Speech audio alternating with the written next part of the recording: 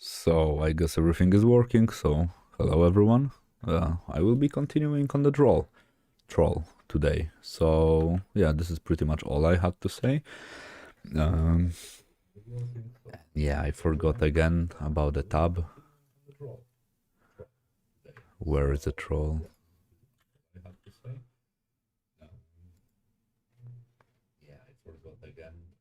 Okay, why do I hear myself?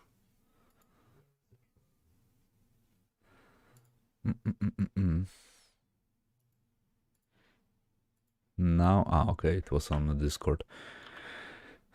So basically for the things that I want to do today is to improve the rendering, to go further with it. I don't think there is a need for me to like keep all the layers and everything in here.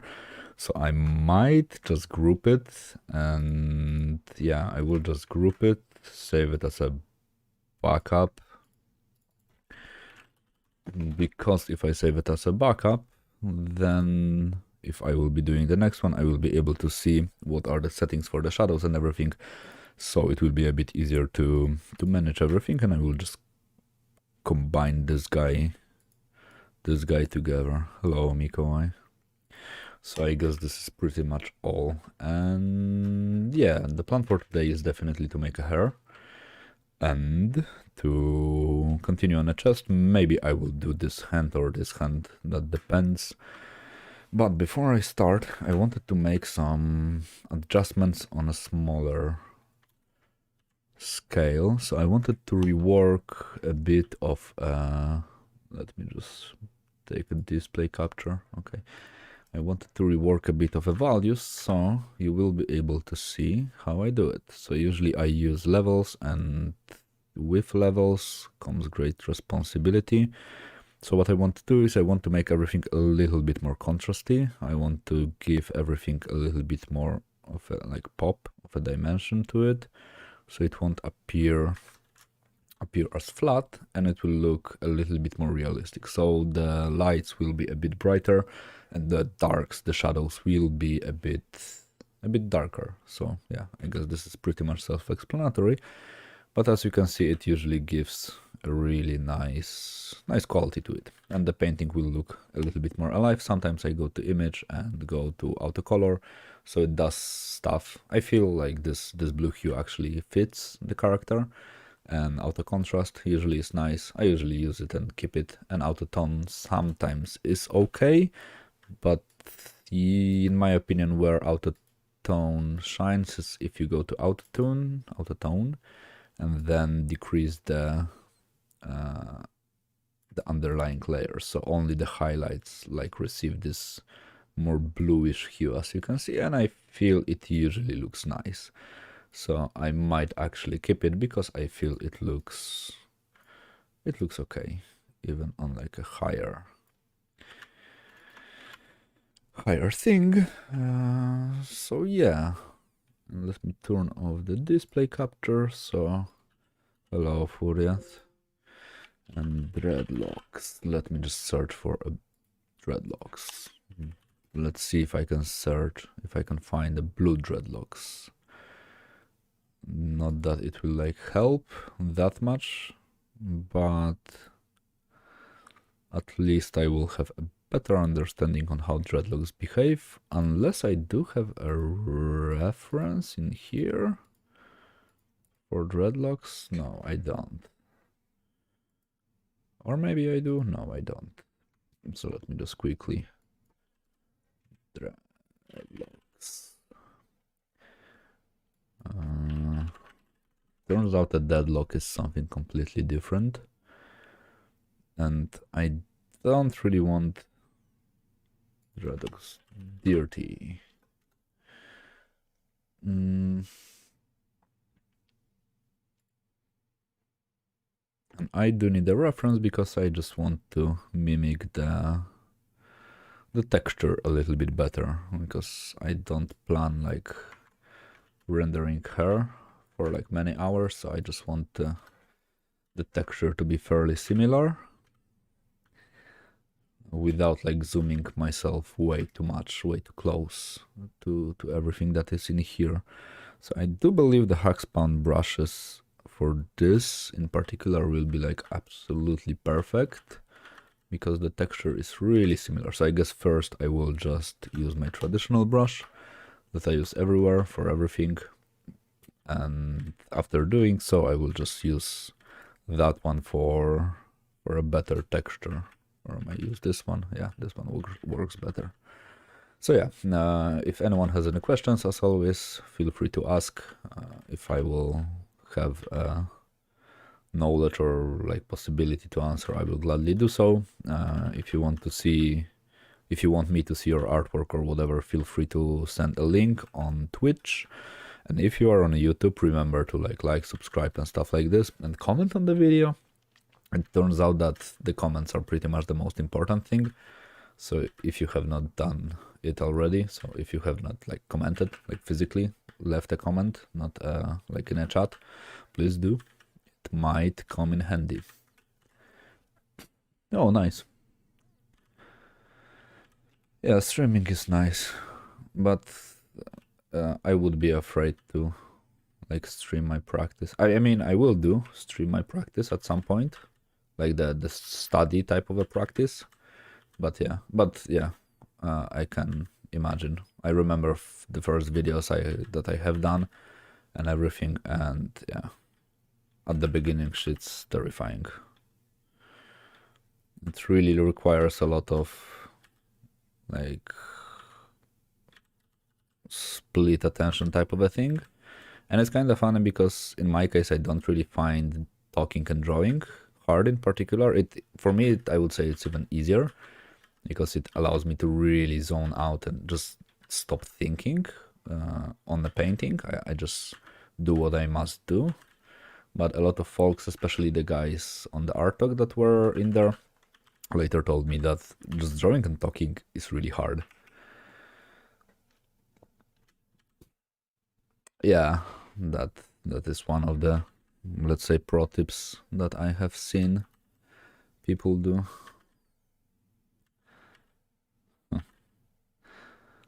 I guess it's not a huge problem for me because I have been teaching for like 7 years, so I basically was like talking and drawing pretty much like the entire, maybe not the entire week, but every week. So, and I also had to like explain stuff fairly like understandably, so people would like know how to follow. So maybe this made everything much easier. But yeah, I can imagine why it's hard usually. Hello, Jade Jess, or however to say it.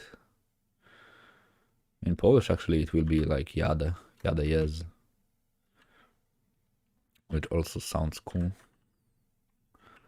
Jade, I believe, is like an expensive stone type of a thing, like a gem or something like this. I think it was green, but yeah. And also for the hair that I'm doing right now, I'm not trying to like render every like single strand independently because they pretty much like combine together into like this whoosh type of a thing. But I kind of want them to appear as like a group, as like they are connected together or something like this.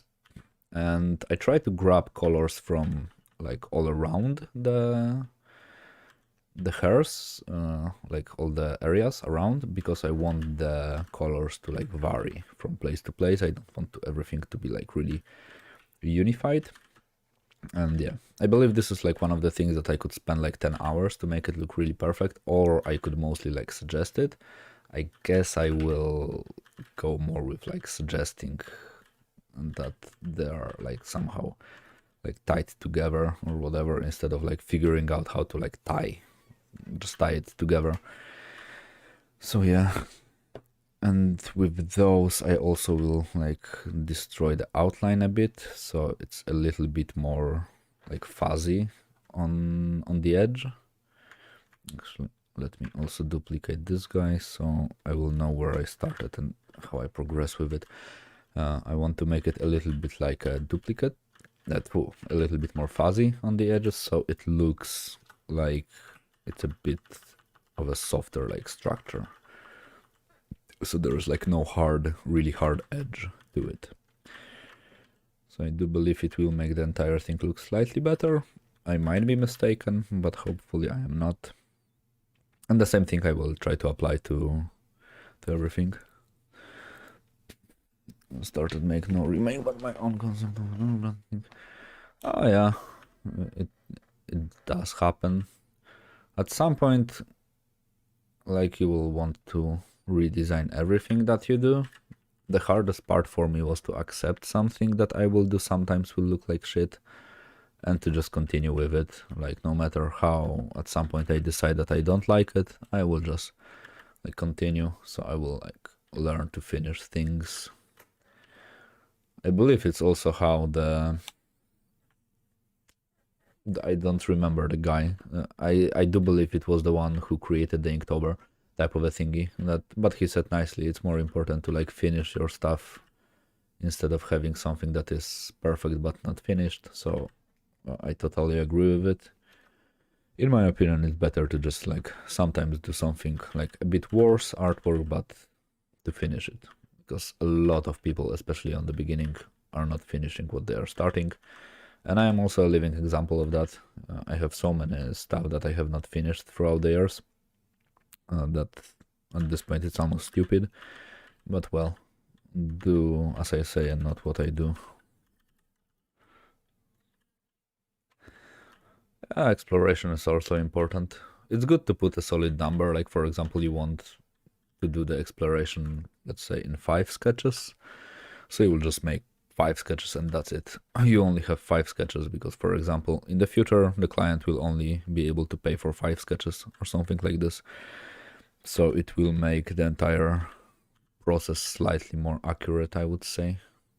A bit harder because there is a chance you will figure something out that is better.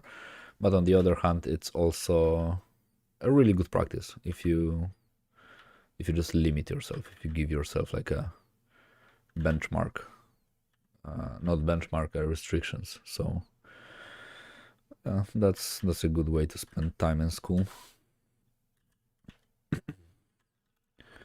When I was going to school, like, it's a high school, I believe, before you go to universities and everything, I made a deal with some teachers and I told them, like, I know that you like your subject and everything, but I absolutely don't find it interesting and I would rather draw.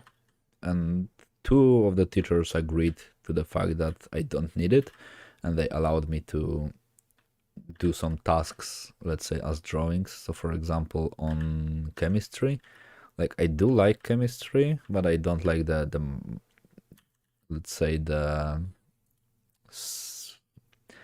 all the equations and everything. Those parts are like really boring for me.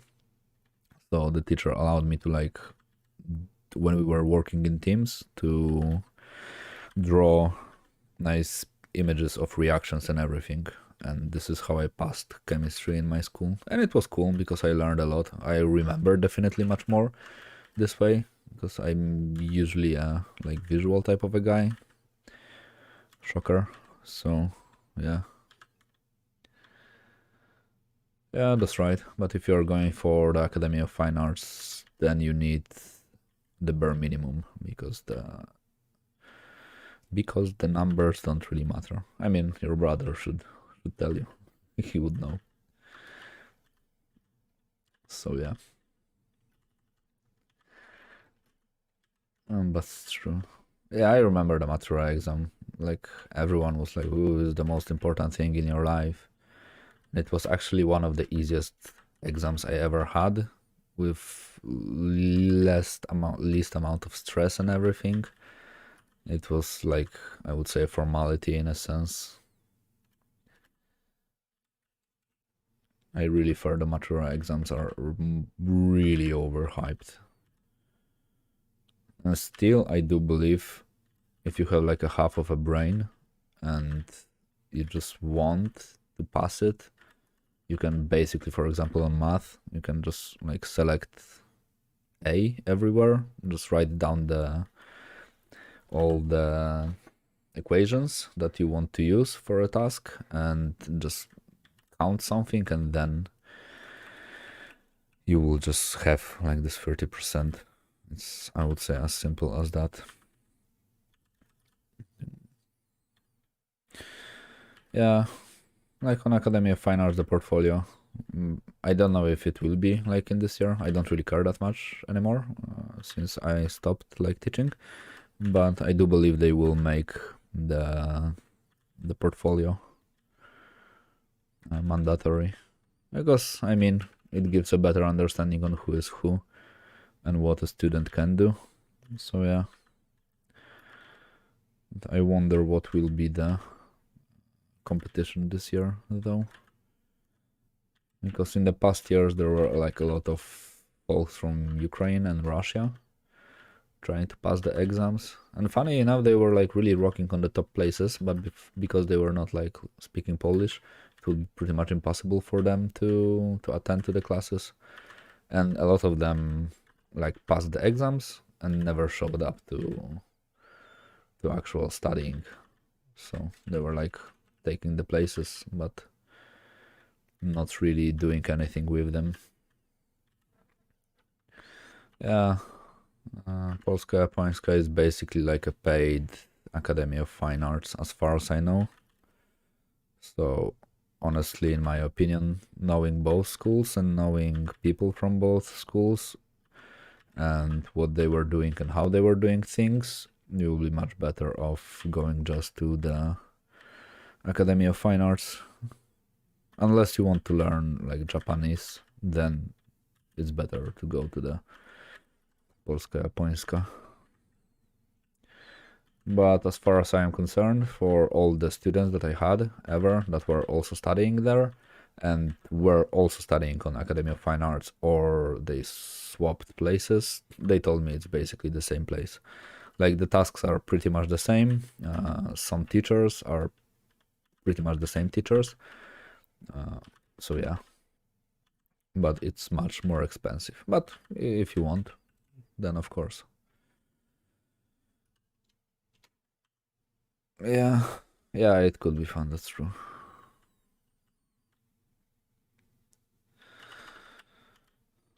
But in my hand, like in my opinion, it's just easier to go to the Academy of Fine Arts. Definitely it's cheaper, because as far as I know, the Piatk is not as cheap as I would think.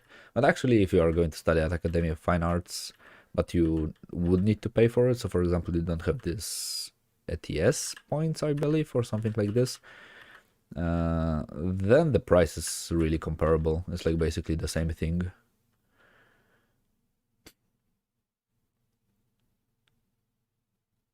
Magra Pach. Ah, okay. It's those special symbols. The Cyrillic, I believe.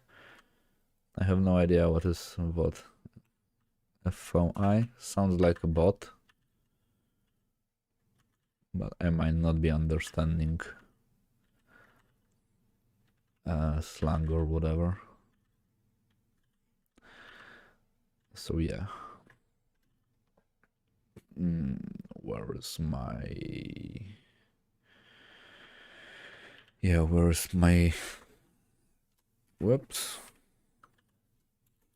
I need you, Phil Heath, so... I can build those pecs and those shoulders a bit better.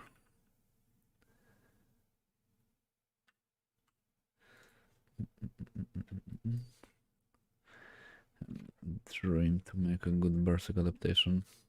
What do you mean? Like by adaptation? Like to make a movie or animation?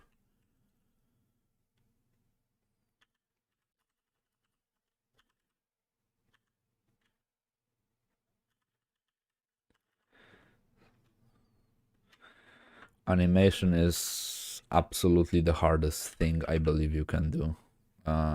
Honestly, in my opinion, illustration, concept art, and everything is so much easier than animation and comics. Like I do believe the doing comics and animating stuff is the hardest skill set you can have, because then you like need a technical perfection to do those things like nicely.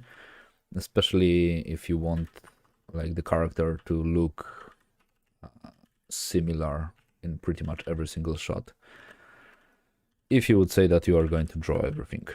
If you are not going to draw everything, then it might get easier, but I still think animation is one of the hardest things, like hardest genres of art. And I am honestly afraid of animators. They're scary.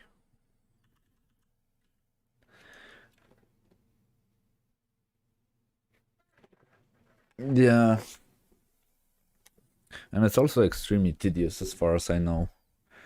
Like honestly, this is one of the reasons why I stopped like doing tattoos and everything, because I was really, and even though I have not even got like deep into it, it was really tiring for me to redraw everything like 5 times. So you have to sketch it, you have to like make a calca, like a copy of it to put it on someone, and then you have to tattoo it. So you're basically doing one drawing like 3-4 times, especially for example if you just place it on them and they don't like the placing or the size, and you have to like redo everything, and you don't have this like magic thing that basically does the redrawing for you, the like magic printer. This was like really boring for me. So I do think I would have exactly the same thing with the with animation. Like redoing the same stuff over and over and over again would like bore the fuck out of me.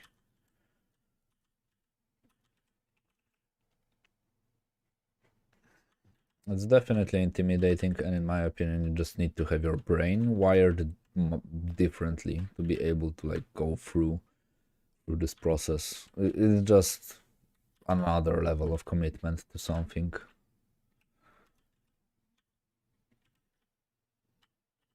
Yep. I mean, definitely a good part of doing stuff this way is the fact that then you really need to hone your craft. And because you know how long some things will take you, then you really give it a solid thought. And it's really, after some time, if you have like a lot of experience, you won't really like waste time doing stuff just for the sake of doing them because it's fast. And like giving a proper thought on everything that you do will absolutely increase the quality of everything that you do. So this is also one of the problems that I have noticed and have been noticing throughout the years, like in games and movies and everything, because you can like do a lot of stuff quickly now. A lot of the stuff is really like mediocre because you just do what the software allows you to do quickly, because there's like this, I don't know if hiatus is a good word, but let's pretend it is. That it is a good word. That you need to be like really quick. Why the fuck is this appearing in here? So like I do believe sometimes it's much better to like do something slower, like much slower, but just give it a proper thought, especially if you are going to design something. Then like thinking is really needed.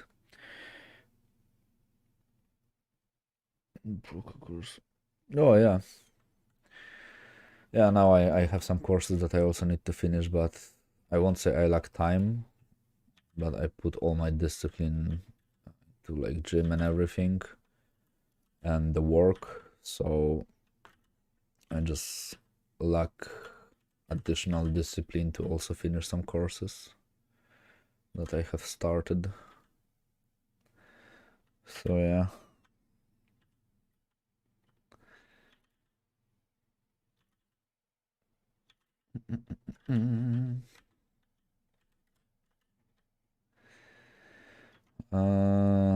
I did bought some like tutorials from Wingfox, mostly about like 3D and Blender and shit like this. So by the time I start doing the city for this like challenge, let's say, I will just have like a better skill set, and I will just know how to like like a city in 3D, how to like organize. I mean, I do know it. I could learn it better. I can know it better. I can learn some tricks. So mostly I just want to optimize my workflow for 3D rendering and yeah, and just creating assets in 3D and stuff like this, because this is something that I will use in work, like daily work, pretty much without like even thinking about it. It is useful skill. I always wanted to learn it. I do know it, but as always, the knowledge can be like improved and optimized, especially since there is the Blender 3 now that is supposedly much faster, and not yet. I like the 3D thing that I'm working on right now, I done entirely in 2.91, I believe, but I have not checked how the file performs in 3.0. I heard people were lowering the render time from like 45 minutes to 5 minutes. So if this is the case, and if the file handling is really that good, it means my ass is partially saved, because I'm really bad at optimizing all the models and everything, since I'm still learning how to do this. And even by like reading a little bit more on the topic, I discovered how many like weird mistakes that I do. For example, that you shouldn't like rescale things with like outside the edit viewport and everything, because then the scale changes, and if you want everything to like work nicely, the scale should also always be like 1:1:1, because then all the textures and noise and everything will just work nicely without many problems. So yeah, a lot of small stuff I'm just like trying to figure out now. And yeah, it's not easy, but it's also not something that is like impossible to learn. It just takes time. So yeah. Yeah, Blender fan base is quite big. I can imagine like tons of memes to appear. I do know the Blender has some limitations, because if you go for like hardcore 3D modeling, I know that you can do a lot in Blender, but you can't do everything in Blender. But for mine, it's more than enough. But yeah. And the problem I also always had with Blender is the fact that it's stable, but not really, not always. So sometimes it just like crash without any reason. And also the thing that I kind of like and dislike in Blender is the fact that when it crashes, it's not like it's like freezing and giving you hope that it will crash and resume. It just turns off. It's like just poof, gone. See ya. I have been sculpting. Like I do know the basics on how to use ZBrush and everything. But I like the sculpting part where you don't really go like this into this deep technical type of a thing. So retopology and everything, like optimizing everything, is just absolutely not something that I find interesting, because this is like a pure technical knowledge, mostly technical knowledge.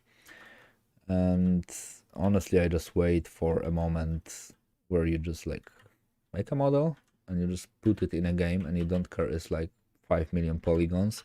I know it will take years for this like stuff to develop this way, but if we achieve something like this, then I will be like, then I will know that I want to use it. I mean, I do know how to do those stuff more or less, or at least I know to where to search to learn those stuff, to learn those things. But yeah, it's just I prefer to get better at drawing, honestly. The more I do stuff, the more I understand the fact that all the fancy tools are really nice, really fun, but as a lot of people say, if you need, you will like learn a software max in 2 weeks to a degree where you can like freely use it, if you need to use it like professionally. But just vast majority of the things still needs to be like drawn, painted, photo bashed, and yeah. But it is just a tool, so it is helpful tool definitely, but it's still just a tool. Oh yeah, the only problem is that the game will like be 5 terabytes if you want to play for like 5 minutes because those models will be absolutely stupidly huge. But yeah, if they figure out this, then this like modeling type of a thing will be like absolutely valid and a good thing. So like all this like mega scans and everything. Yeah, like how it treats topology, this is the one thing, but still the if you place the model in it that it's just like having 10 million polygons or whatever, uh, it's still going to be like just heavy as a model. Like I know it can display like tons of topology and like bazillions of triangles and everything or whatever, but the the file still will be big. This is the thing that I meant. If they figure out how to like not make a game like weight like tons, because even now, like recently I had some problems with space on my PC. I was like, what can I like remove? And I was just searching for stuff that I can just remove, and I found out that I still have like GTA 5 or 6, 5 installed, and it was like 140 gigabytes, and I was like, what? And this game is quite old. And I was like, what? I removed it, and all my problems with space, with available space, just like disappeared. So yeah.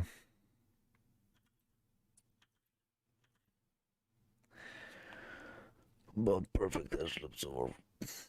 Oh yeah, I absolutely don't. But again, sometimes it's just nice because I know, for example, if I want to like have a model that I can like move or rig or whatever, then those stuff should be like figured out because then it will just won't work.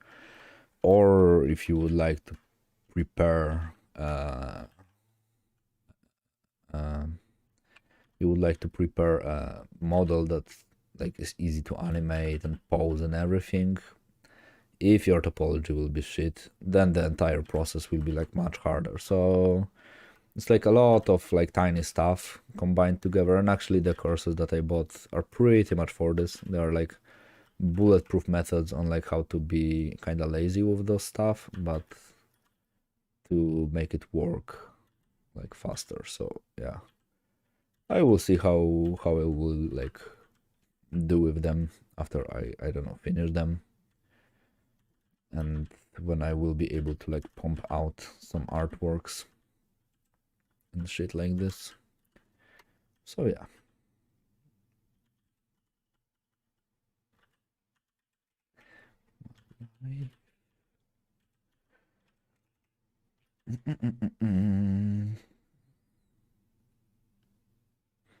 Yeah, for animation definitely. But with 3D, sometimes what I don't really like is like this plastic quality you sometimes get if you do something in 3D and you don't really care about all the like proper topology and stuff. It's just like you can see those type of things, and it always was a problem for me, especially on the renders. So I guess it's like on one hand I just need to chill a bit more with it. Just don't expect the render to like be like a photo immediately, and to just accept the fact that I have to overpaint on everything. But yeah. But even now, like the technology is going so crazy that soon like the photogrammetry will basically be everywhere. It is already almost everywhere, but it still can be like greatly improved. But I do believe soon it will be like absolutely everywhere.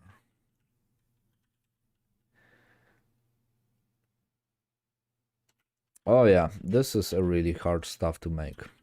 To make a fake 2D, like to make a 3D look like a fake 2D, it's really hard. I do believe the best show at the moment is the Arcane from like League of Legends. They did it beautifully, and Maciej Kuciara, I believe, because he's doing all this like cyberpunk comics and everything. I do really like his shaders that he did for his projects. They do like they do look like let's say a proper manga anime type of a thing. But I mean, as far as I know, it took him years to like perfect those shaders, so by any means it was not an easy task. Yep. He does know what he's doing.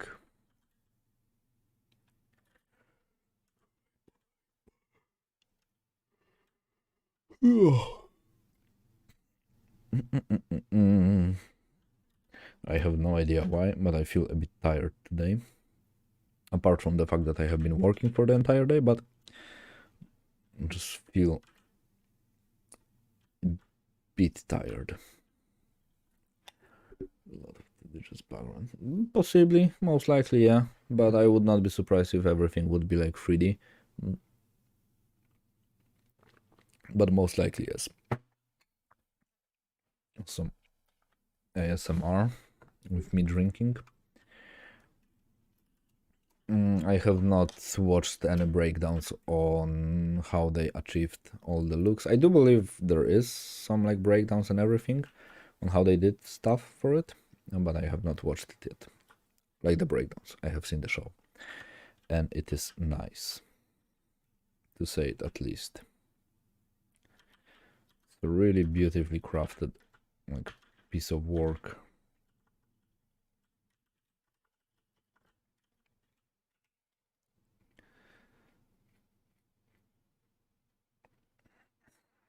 Yeah, I talked about him like a second ago.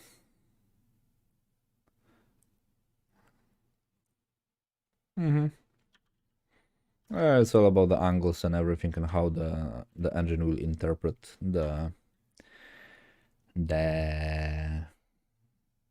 stuff.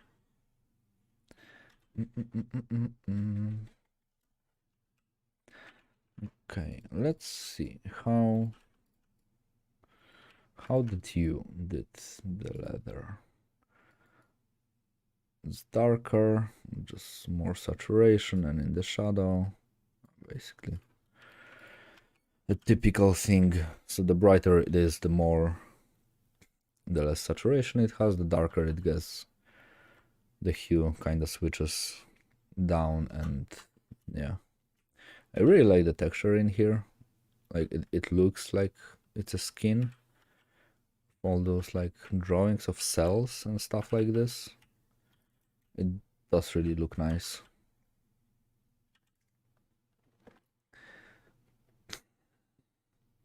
I mean, because he was working on it for so many years, I do believe it's not as simple as like few shaders and everything.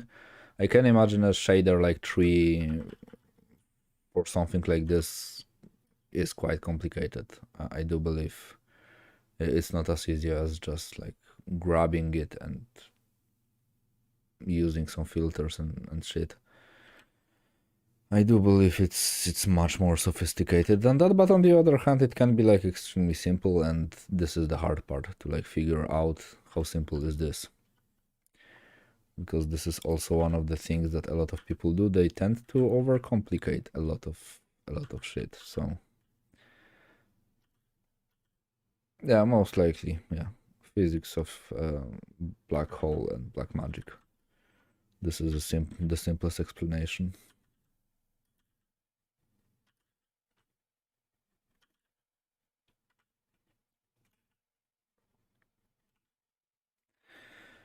But it's good to know it can be done.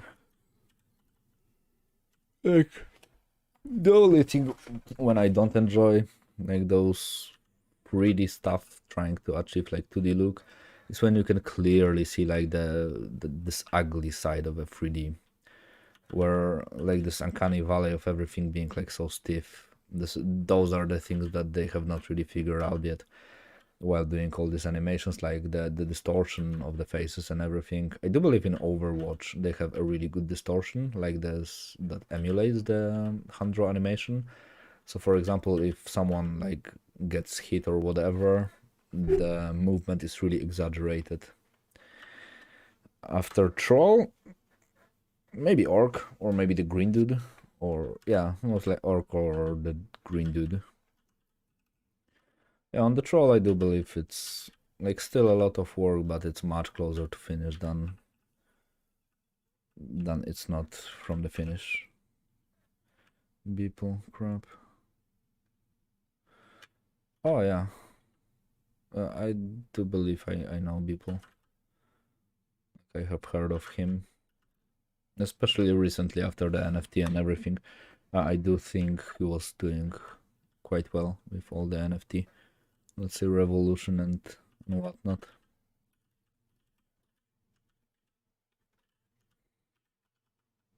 One really important thing to remember from this, especially from the painting of Anli, leather has thickness. Really often I do see people just paint leather and they don't do thickness. I am also guilty of this. They forget this is like a physical like object that is quite thick. So yeah. Yeah, and also this is why I really like doing stuff like this, because this at this moment I'm not only like practicing drawing and painting, I am also practicing rendering materials, and also I do a really nice study of something that I like. It's only wins in this case.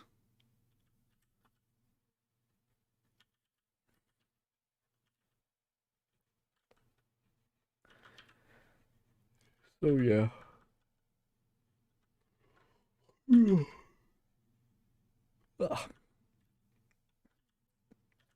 One of the things that I really like about all the paintings that Anli does, and a lot of Asians actually that do it, they do have this like really sharp and kind of like simple way of laying down colors. Like everything looks really like full.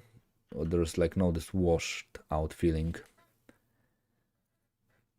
Oh yeah, there are like not only pretty much every single animal has a different leather, but there are like thousands of different methods of like making a leather usable. So yeah.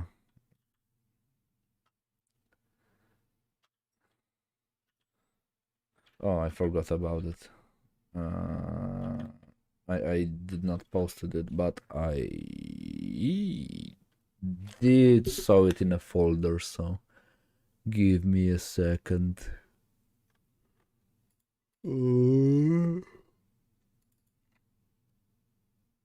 Yeah, I do have it. Okay, and it's censored, so please don't ban me. Yeah, but this was this. So nothing sexual is happening in here. They are just enjoying themselves. So yeah, but this was one of the hardest things to draw and paint or render and everything. But it was fun, especially all the reds and blues and the hand and whatnot. It was just an interesting painting, I believe. So yeah, and it took me yeah, a long time. And the cool part is was like I don't really enjoy those type of a things. Like I mean the arm is cool, but all the horns and like the emo hair and everything, it's a little bit not my type of a thing. But it was cool. It definitely was a cool stuff to work on.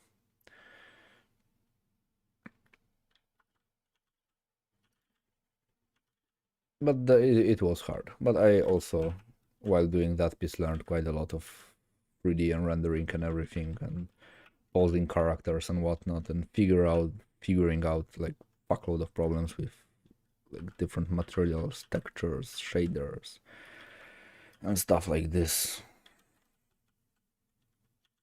And trying to like deal and accept the fact that I was getting paid for like making love with 3D models, because I was using like a DAS 3D for it. And when I was like talking with a friend of mine, I was like messing around in 3D and I was just like playing with the 3D models, and I was like, yo, seriously? So many years of learning and now I just like pretend the 3D models have intercourse. So it's definitely is a huge thing that I like in this field. Sometimes you got to do like dumb shit like this, and it's actually your work. So yeah.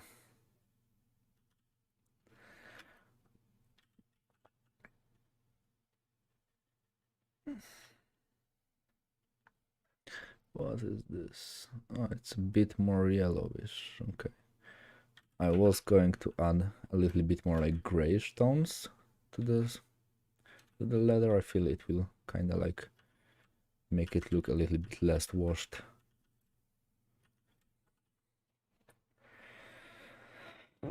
If you want to know what muscles are where and how the muscles behave, no amount of 3D will save you from like drawing, from like doing things properly. Because you can have the most amazing 3D model with all the muscles and whatnot, but if you are going to like design some things, let's say, and you really want the character, for example, to be good, then you need to know the anatomy. Because, for example, in here, okay, maybe it's like not the best anatomy because I'm still learning it, but the idea is if I wouldn't know, for example, what muscles like work if you are like throwing stones and stuff like this, I would not be able to, for example, consciously make a decision that I want to emphasize those muscles a bit more, and the general concept will be a bit uglier. Also, by knowing what muscles are where, I do understand the forms better, I do understand the topic better, what generally makes it much easier to render, paint, and everything. Even though I don't know everything, the fact that I know how the pack behaves and where it connects, for example, and what it's like consists of, it just helps. Yeah, it might be.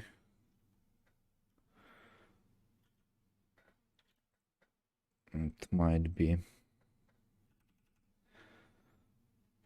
Yeah, also a really cool thing that I was doing at some point, but like one day I skipped and I forgot I was doing it and just never continued. Was to, after learning about some muscles, like for example learning how the bicep look like and how it connects and everything, I was just trying to 3D model it so I would understand the volume better, because like being able to draw is one thing, being able to like visualize it in 3D and actually like model it is absolutely different pair of boots. I would say this is a really cool exercise, just try to model stuff. And when I like decided like a year ago that I want to learn finally ZBrush, and was doing it for like a week or something like this because I failed again miserably with learning the software really properly, then I was only doing the Corsa type of stuff, so only with, do I have a line art still somewhere in here? Nah, I don't. Okay, it does not matter. I was only doing the Corsa type of a thingies, and it was hard to like to 3D model even a basic shape of a leg. This shit is hard. Uh, Modeling a thigh and a calf and a feet is absolute like is stupidly hard. I would never have guessed that this can be like that problematic. Okay, where do I have my fellow dude who is like walking? Oh, here you are. Okay. It's like the shape is so odd, like all everything that happens in here. Like I do know the cross sections, I do know more or less how and where the muscles are. Like I do have those informations in my brain, but to model it, it was absolutely a different thing. That actually challenged the shit out of me and proved to me that I have no idea how a leg look like, even though I thought I do have a basic understanding of the leg anatomy. And after like modeling it for like 10 times or something like this, only then I started to get a grasp how the volumes behave in 3D space. But it definitely made everything much easier because I could just like I could imagine how the thing rotates, how it behaves in space. Of course, I should practice it more and I should do more studies of it and everything. But when I did actually did it, it helped me a lot to like understand the hell is going on in there. And generally the entire pelvic area, like the entire everything that happens around pelvis, like how the legs connect to the pelvis, was always like my weakness. And yeah, my brain just don't really like to remember those informations. It's just like, yeah, we know it, and after a week it's gone. You're like, huh, you thought you remembered it, and fuck you, you don't. I did not. So yeah.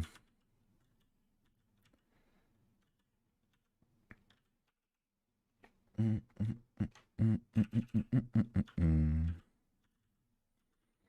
I always thought like 3D is just cool. Even at some point I thought about maybe like switching the occupations, let's say, to become a 3D guy, because I really feel like I really like 3D. I find it extremely entertaining. And honestly, when I sit for like, let's say 10 hours next to a PC and I have to draw something for 10 hours, then it can be a nightmare. But if I have to like wiggle in 3D for 10 hours, then no problems. Everything is cool. Lashla. Hello. Everything is fine. Everything is cool. I'm getting closer to painting feet, so a specific like group of people soon will be really happy with me like zooming into the feet, so I can paint some stópki. So yeah. And how about you? All fine?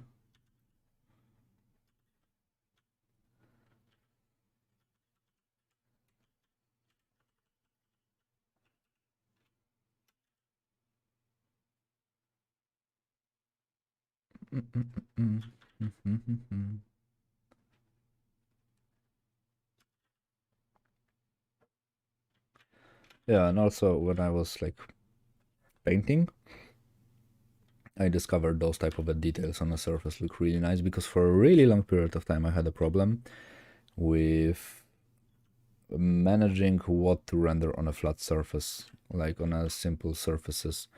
And I have been avoiding this topic for a really long period of time, but yeah, now Photoshop is like lagging.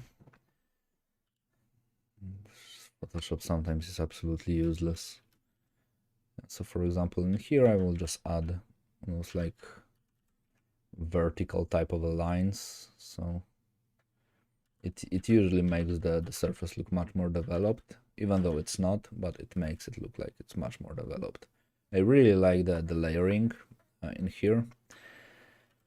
I actually should do a really similar thing, but I wanted mine to be kind of like sewn together, because yeah, finding like this huge like piece of leather would actually be really hard, I believe, to make a nice set of like trousers for those type of guys, because they are quite big. So yeah, the leather also can be weathered a little bit too much. I do need to remember the scale, because this dude is huge. So I'm just like paint some ugly texture and yeah, just connect it.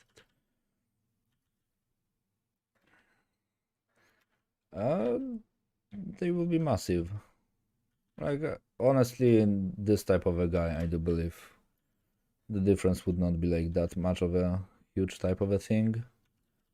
I would say like the difference could look like if you compare a female monkey and a male munchkin. It says I'm live for like 10 seconds, so if it's still working, let me know. If it's not working, most likely I will learn it the hard way soon.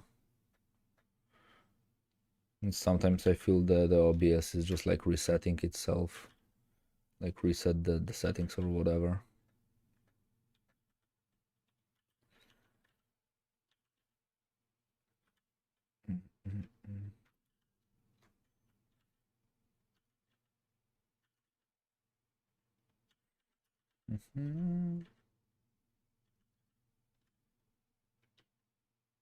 Yeah, okay. But I guess it's continuing. Yeah, sometimes OBS is just like restarting. And I hope it did not create it. Okay. I hope it did not create it another event. Let me check. So it will be fucking annoying if I would like have two videos. It would like split. Mm, mm, mm, mm, mm. No, it is working. Still one video. Okay. So it does work. Yeah, this is actually a nice thing YouTube did. If you like disconnect from a live stream by accident, you can like continue on it and it like won't create a new video. Back in the days, as far as I know, it did something like this. So every time you like drop, it will like create a new video. Oh yeah, the alpha tests were really nice. Actually, a friend of mine who is in here, never he likes to say that he is a huge fan of fantasy and everything, but he never actually played Dark Souls, and like he played for like 10 minutes or something like this, and he has the audacity to like call himself a fan fantasy and everything. And yeah, he does not understand the fact that he just need to get good and go through those games even if it's painful. Yeah, here we go. I kinda need to bitch on him, on his behalf.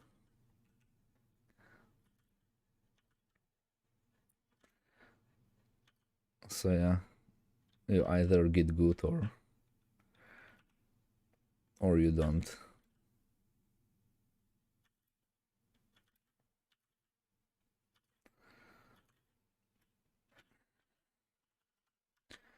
Yeah, it's not that hard if you passed it once, then it's manageable. But if it's your first playthrough, especially on Dark Souls 1, without a guide, forget it.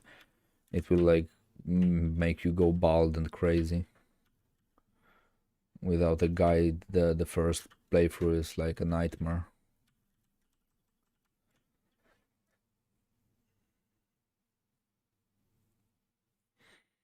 Yeah, I never played Sekiro because I'm absolute like trash in parrying, and the entire game is based on parrying, so I never like gave it a try.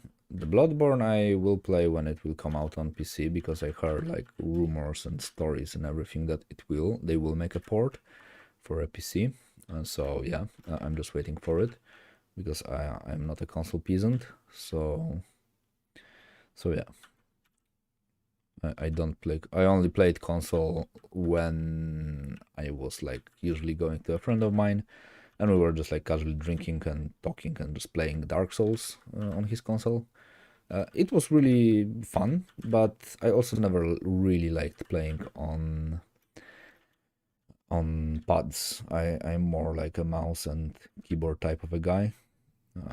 It's there's something about playing with pads that I just don't like. Even though playing Dark Souls was really cool. Yeah, it's just like ongoing joke for all the PC Master Race stuff. They're like a PC Masters and console peasants. So yeah, I really like those jokes. They are really fun. I do believe like all the players and gamers, let's say, should unite and yada yada. It does not really matter that much what you play on. Like I honestly now even consider some like mobile gamers gamers because those mobile games are getting huge and everything. They still have like a long way to go before they will be like a really proper games, but I always enjoyed those jokes.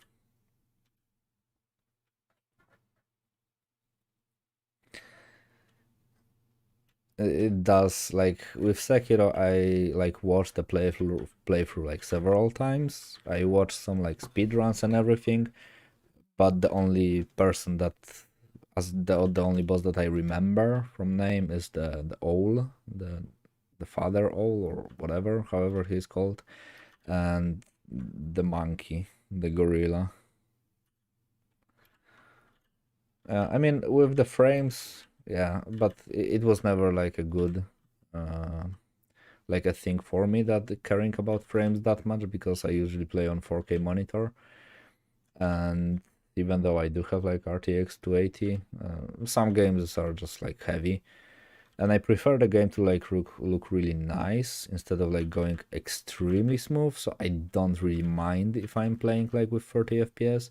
Of course, when I was playing, for example, like let's say Hunt Showdown, and I switched from like high on everything to like medium. So instead of like having 40 FPS, I had like 60. The improvement was crazy good. It was like mind-blowingly good. But yeah. But for like single player games, I don't really care that much about frame rate. I do believe if one day I will like acquire like 10 times more powerful PC and grab a 120 hertz monitor and everything, then I will just, it will be like a rabbit hole I will never leave. I will be just forever biased by the high FPS, but at the moment I don't really care that much. At the moment. Oh yeah, I was playing a lot with a friend of mine.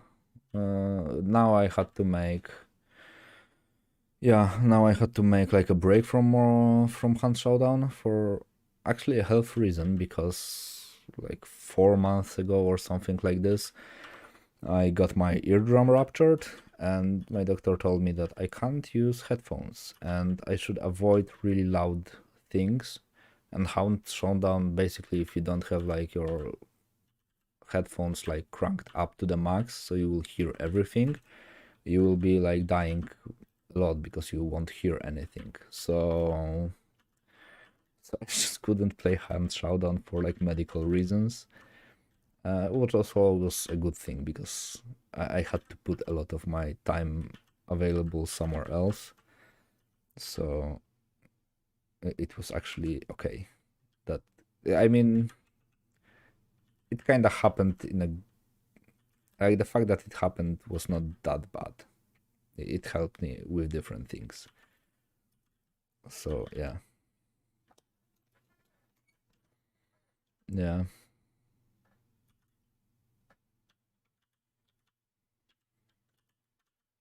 yeah. And I will be making a series of Hunt, like a TV series or like a Netflix series or whatever. I believe Crytek is doing it, or they are planning to do it.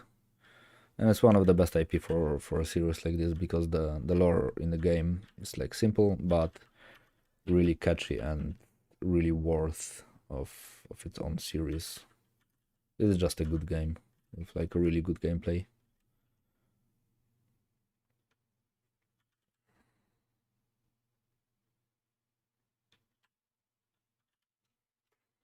Mm-hmm.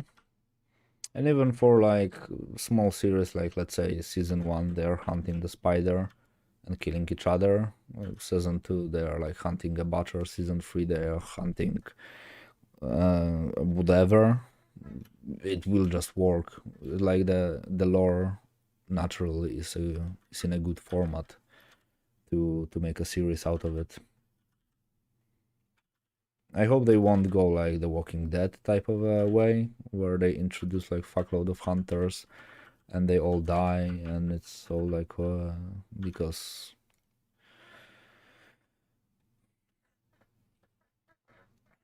oh, it happened so many times. Yeah.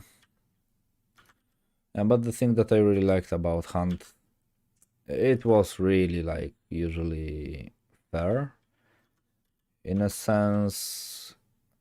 If you do dumb shit, most likely you die. If you are like a mediocre player like I am, of course, if you are like Rachta or like Psycho Ghost or Nino, then you don't die by doing dumb shit. But yeah, uh, I just think I won't be able to, nor willing to like commit so many hours to a game, because I have like other stuff to do. But yeah, I do like this game. At some point, I will definitely go back to it because I just find it entertaining, and it's really cool to learn anger management, because on the first the first time when I played it, I was so fucking pissed all the time. And now I just don't care. Like I die, I'm like, what? It does happen. Of course, it can raise my heart rate when the action is like really tight to like 200 or something. Um, this game can't do this like flawlessly. But yeah, a bit of luck, yeah. But usually the luck does not like the amount of luck that you get is the same amount of luck that you will get in a real life. Someone just made the lucky throw and you are dead. So it's not like a luck in a sense that it can't happen to everyone. Like everybody has pretty much even chances. And I really liked the fact that even though someone might have much better like weapon and everything, you still can absolutely own them with having like a really shitty gear. It will be slightly harder depending on the situation, but it still is possible.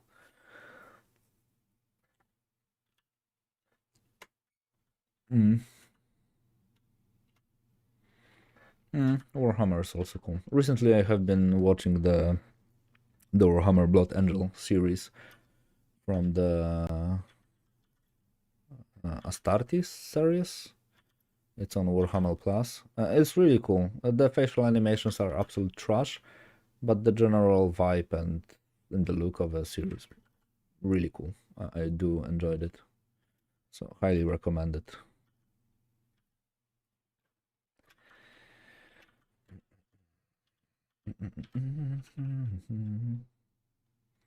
Yeah, and a friend of mine actually gave me a small heart attack because he wrote to me that the Captain Titus is back, and I really thought he's talking about a dumb Polish cartoon, Kapitan Bomba, where the main character is also called like Titus Bomba.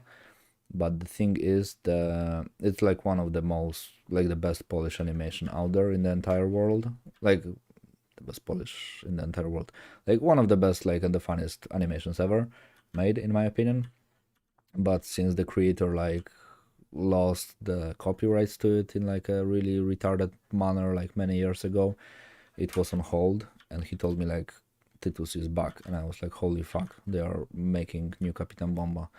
And it turns out he meant the the Warhammer, but it's also fun. Oh no, I'm not raging that hard. But Dark Souls 1 actually was harder for me. Dark Souls 3, in my opinion, compared to Dark Souls 1, is much easier, I would say, because the first thing that I did, I went through Dark Souls 1, without the keyboard fix. So, as far as I know, it is an achievement to do this, to go through Dark Souls 1 without a fix. And I really enjoyed it, but the first time when I met Ornstein and Smaug, I just turned off the game, went for a walk for like 2 hours. I went back, uninstalled the game, and after a year, I reinstalled it and just played it again to like go through Ornstein and Smaug. They were so fucking annoying. Like easily the hardest boss I have ever fought in any game, given the fact that like I mean some of the bosses in Dark Souls 3 most likely are harder or Dark Souls 2, but it was like my first encounter with like boss of this magnitude being this fucking hard. So yeah, honestly, Smaug absolutely like smashed my ass.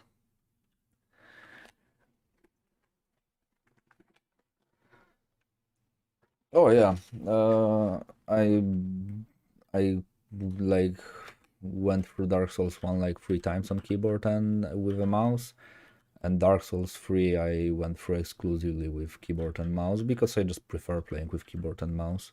It's just like the fact that I can rotate quickly with mouse it's just it just does for me. And for streaming games, not really. I don't really. Yeah, I mean, maybe. I mean, it could be fun, but I never wanted to, let's say, to be a like gaming streamer, I might do. I honestly, I don't really care that much, but yeah. But maybe it will be something along the lines that I will play for an hour, draw for an hour, play for an hour, draw for an hour, type of a challenge, type of a thing. So I could go for like 10 hours or something. We will see.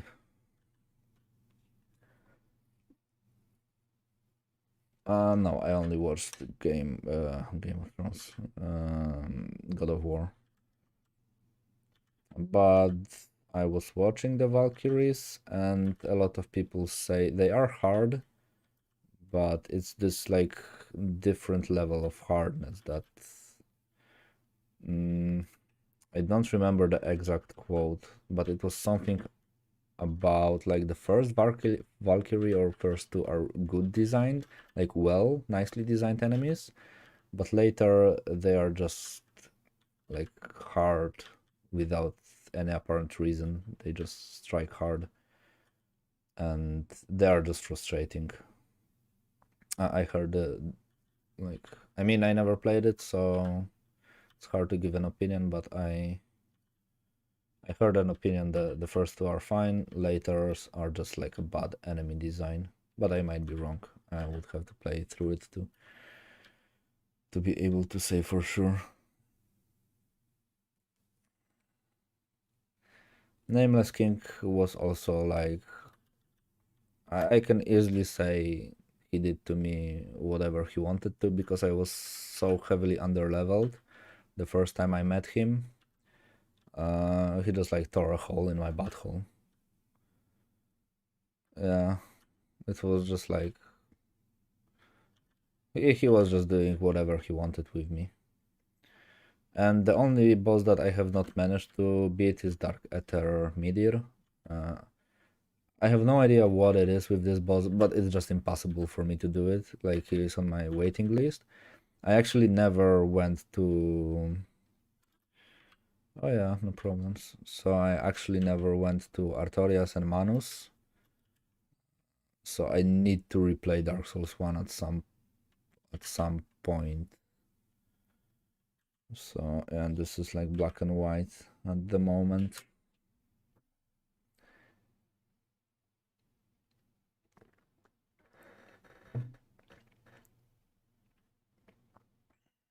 Yeah. Time to read it. Okay.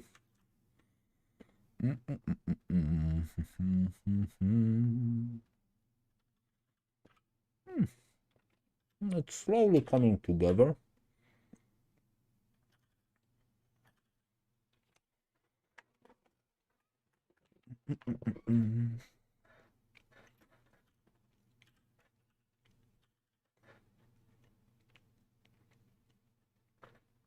Oh fuck, this cookie is dry.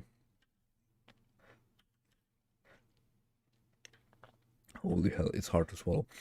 One of the things that I always wanted to get much better at, this is also something that was kind of related to me not being patient, but to be able to paint in black and white to this type of a level and then just do some adjustments and just color it much quicker. I know it's much faster like way of painting, but I was never patient enough to like reach a reasonable like black and white level.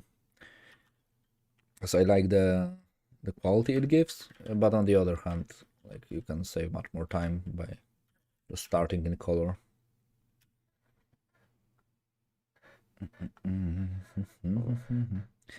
My references. Where are you, my references? Where are you, my chubby little dude walking on a side? I need your legs. Here you are. So yeah, this little chopster wheel is really helpful.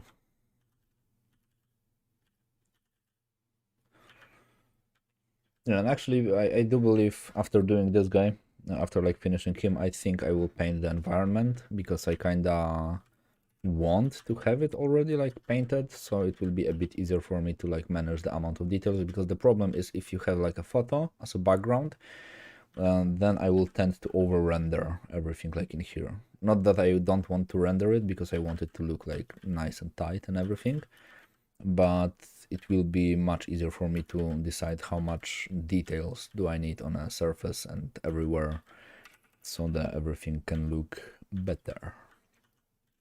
So yeah, the context of the environment always is, as I tend to mention, is important in my opinion.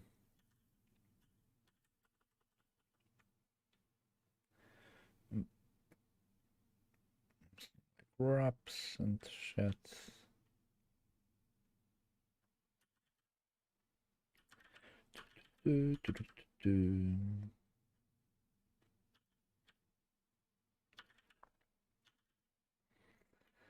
Yep.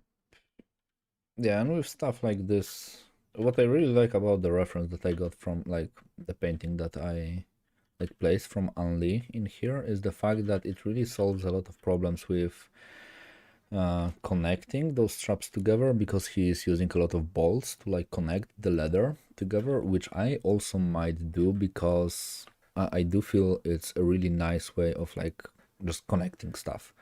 I don't feel like he would like wrap everything and try to like make a knots and everything, because this would really like fall off quite easily. I do feel like adding knot the bolts to the leather, so it will actually like be like it will stay together, is a smart idea to approach it. So yeah,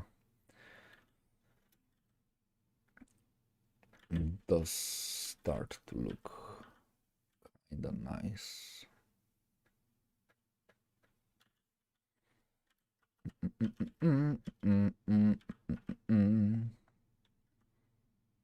Yeah, and later most likely I will just need to go through like another like pass for over everything to actually this arm is quite a nice reference for this bicep area.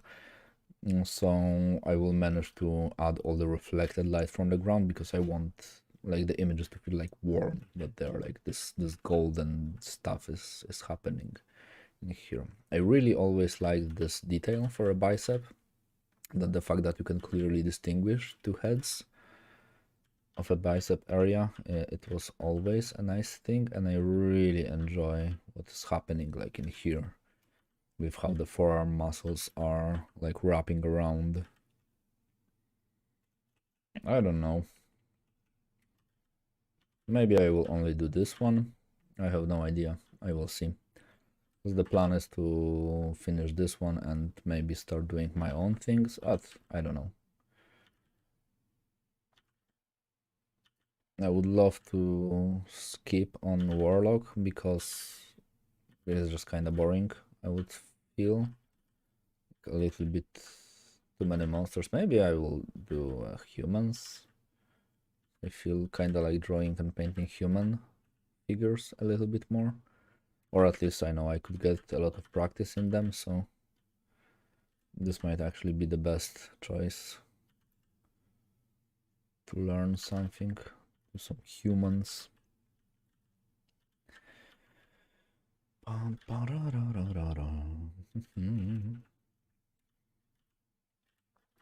Also, a cool thing about this chimp is like, look at the delts. How fucking ripped this monkey is. Yeah, that's true. The skeletons are like a different story. Lucky me, there are no skeletons here in Heroes of Might and Magic 1. What honestly made me kinda surprised. I never thought the old game, like you can have an old game without skeleton enemy. I thought it's impossible.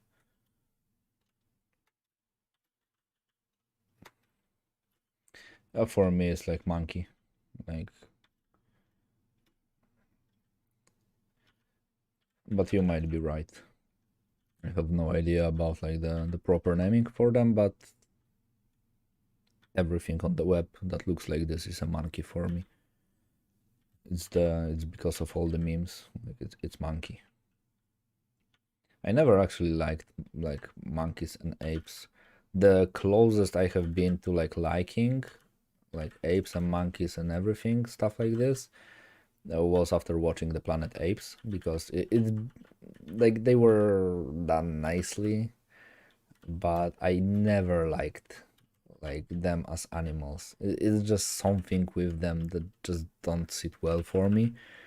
There are some species that are really interesting. I like those, like Voldemort monkeys or chimps or whatever. Now I have no idea.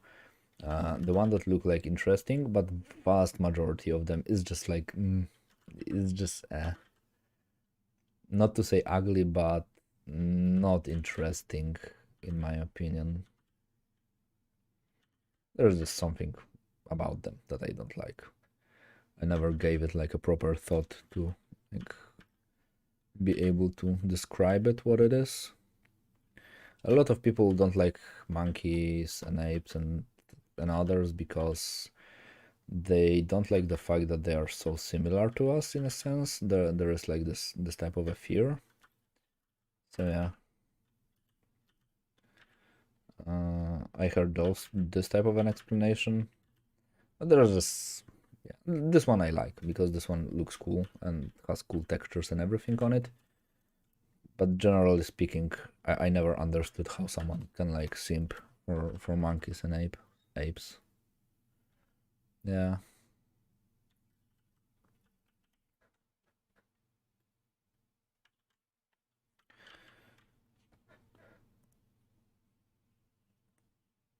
Mm. Yeah, well, I can imagine. Like I can imagine with monkeys it's even more like true than it is with other animals because they are like so similar to us. But yeah, long story short is those people are usually not the brightest one, like not the brightest units. So yeah, like the fact that I don't like them don't mean I want them dead, because like I still think these are neat animals. But it's kind of like with the horses. I never understood how someone can be like crazy passionate about horses. Like I never understood it. Like loving horses is the weirdest like thing for me ever. Like okay, I get it, horses are cool, but with horses people are going like the same thing as with the monkeys sometimes. They just like love them. Yeah, yeah, reject humanity. Go monkey. Horse meat, I don't think I ever ate a horse meat, but on the other hand, I have to admit, like most likely I would not have any problems with eating horse meat if I knew like, okay, now you will eat horse meat. I would be like, okay, fine. Uh, but the fact that the horses seem to be much more sentient than vast majority of other animals is kind of what makes it a bit weirder for me. Same like as with eating dogs or cats. It's of course a completely different culture because, for example, pigs are also like cool animals. I like pigs, but yeah, I guess a lot depends on the culture. But simping for horses also is something that I have a hard time understanding. They are cool, but maybe I'm just missing something.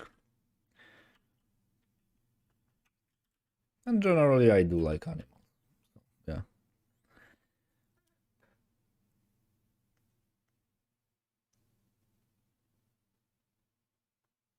Might be. Yeah, apes together strong, so monkeys together are not strong, but apes are. So, so yeah.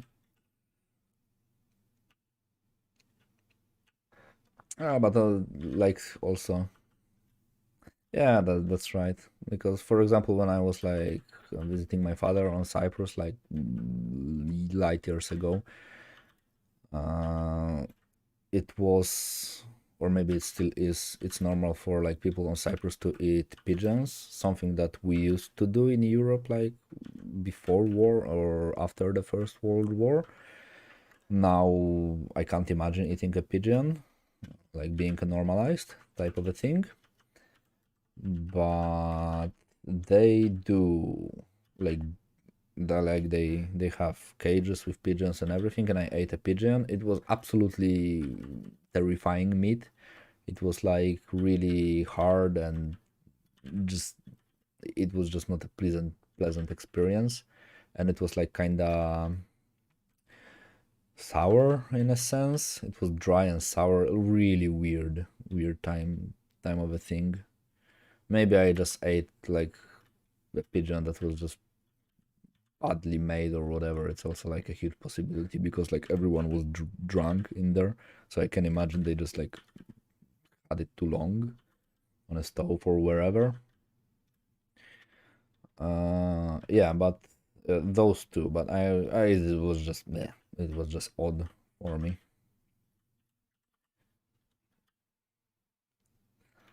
Oh no, octopus. Absolutely, I don't care about them. Like in a sense of like food or not food. Like pretty much everything that lives in a sea, in my opinion, is food. Not dolphins though. Even though dolphins are like another breed of fucked up in terms of like being an animal and what they do and how they behave, but there is something in dolphins that would make me not eat them. Octopuses, like I know they are like extremely intelligent and everything. I'm not a huge fan of like the taste of an octopus, but I don't mind eating them.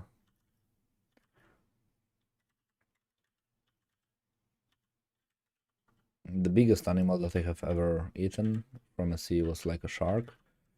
A friend of mine from Iceland like once brought like a shark in a package, something like this.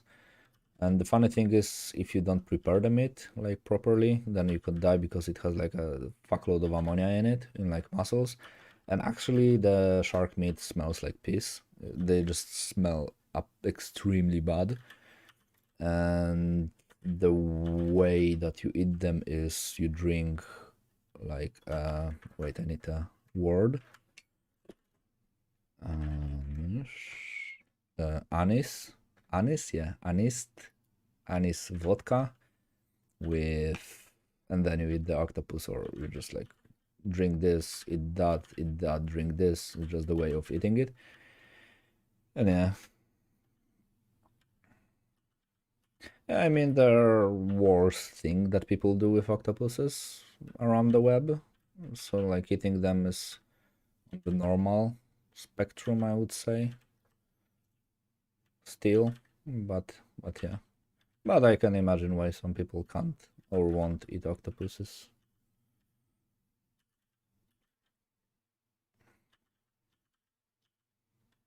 Yeah, what, for example, like, I don't know.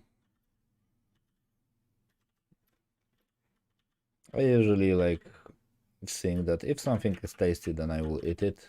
Of course, if it was like not stupid thing to eat. So in a sense, like let's say there are only like I'm just like imagining numbers, but let's say there are only like 5 rhinoceros somewhere, and someone will tell me like the meat is absolutely spectacular in taste. I wouldn't be like, oh, I need to eat it. If it was like legally obtained and it was kind of like normalized in terms of eating, or like people know how to prepare it, then I don't really have a problem with like testing weird stuff. For example, all the bugs and everything, like spiders and whatnot. It will be a bit harder, but I won't munch on them. Like most likely we all will do just this in like few years, since it all like all the trends in eating and food suggest that we will make a switch to more insects. And basically all the shrimps and everything is like water insects, so it's like the same thing, basically.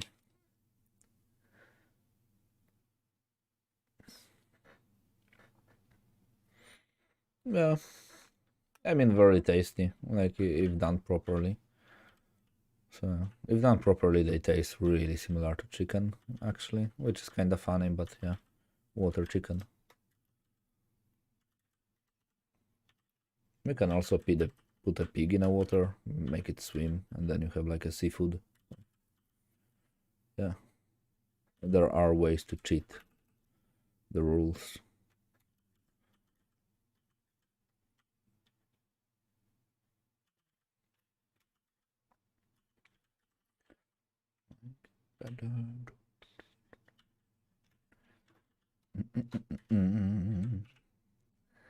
Let me make this wrap around.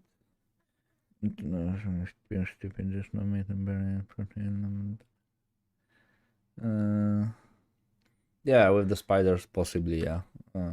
That's true. But with the crickets and everything, then it does make a lot of sense to eat crickets.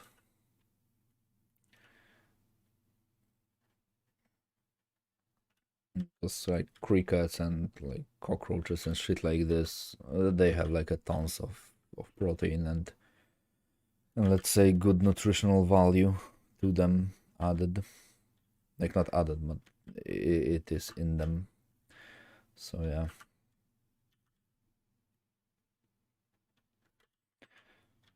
And again, I wouldn't mind eating those. It will take me some time to like process it properly, like adjust to it, but and the fact that they are kind of ugly, like shrimp, even though they are extremely similar to like cockroaches or crickets or stuff like this, like on a visual level, I still think the color and the general appearance is just much more pleasant, let's say. And since we usually associate the crickets and stuff like this with something that is dirty, in a sense that is like just like lives in a dirty places, does not really help with like making the good ad for them. Can I do stuff like this? Oh yeah, easy fix. I have light from below, and I have light not from below. And now I can also go cyan and make it purple. And boom. And now the light coming from the wrong direction on a reference is not a problem anymore. The more you know, you can invert colors and it will also invert light and shadow. It's a hefty trick I just invented pretty much, adapting to a hard situation. Yeah, it's a big brain time.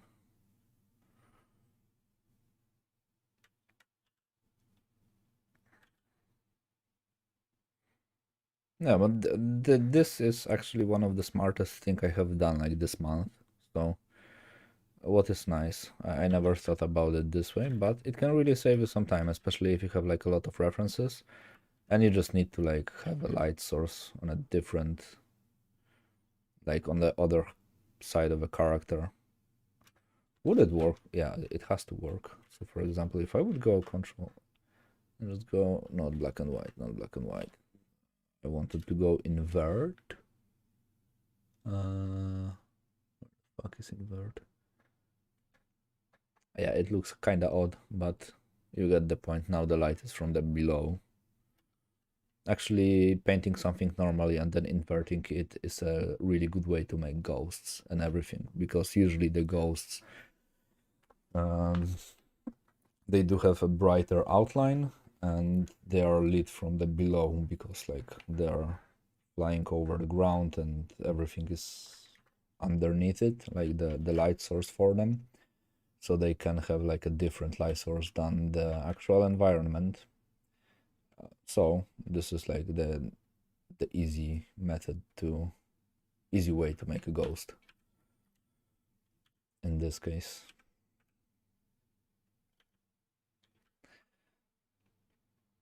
But for this guy, I just need to remember that the light is from not from the right side, but from the left side. This I would not be able to like to do, or at least not easily. There is a way to like flip normals. Yeah, but I mean, if you could see them, if you can see them, then they are like Spectral. I've seen some in Magic the Gathering cards, so it must be true.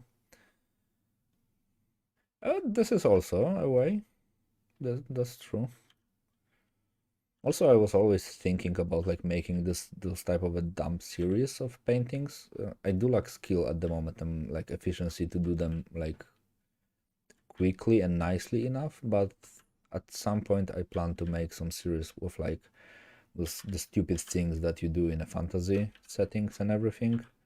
So for example, you would have like knights fighting ghosts and there will be no ghosts, or like some monster just screaming its ass off and just making all the like everyone in the vicinity of its side go deaf and just bleeding from its ears. So yeah, there goes the adventure time.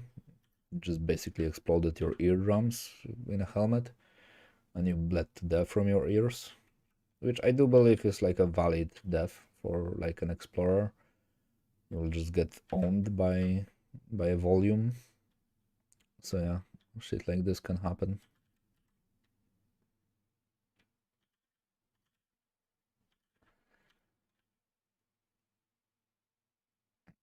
Mm. Yeah, but not putting them on canvas. This is also a big brain time.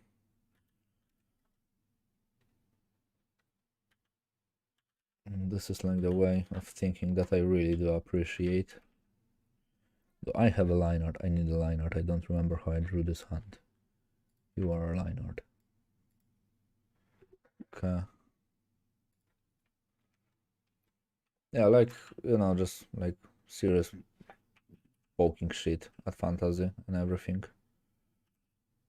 I do believe it would be like kind of like memic in its core, but it would be fun.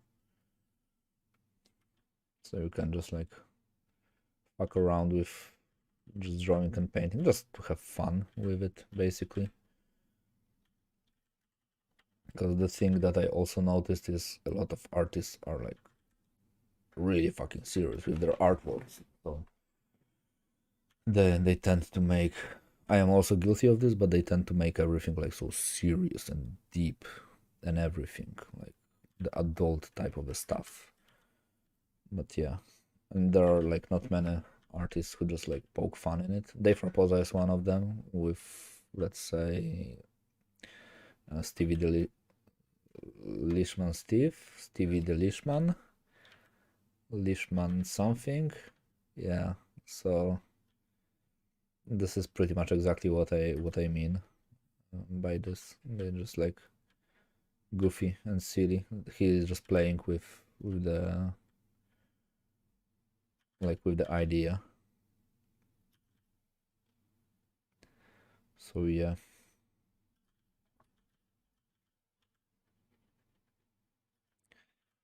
I wanna bump it better. Okay. And this hand is something that definitely will require me to spend much more hours on it. Usually if you are doing something, if you are doing like a character and you have to include hands, and then spend on hands as much time as on the face, because usually this is like a second thing that people tend to look at when they are looking at something, because like we tend to first look at someone's face, usually, of course not always, and then we tend to look at their hands. This is the way how brain usually like categorizes people that you know. So yeah. Yeah, I mean, yeah, even on female characters, just work most on. I mean, depends on your goals. I know what you mean. With female characters, you have a little bit more tools to usually get more attention from a viewer, but generally speaking, it's better to put a bit more effort to hands and the face. But again, depends on your goals. usually we need to adjust to a given situation. So yeah, I mean everything that can convey a certain thing or could lead to achieve something, in my opinion, is a tool. So if I can use some tools to guide the viewer throughout an artwork, or I could put a point of interest in an artwork, I consider something like this as a tool. So yeah.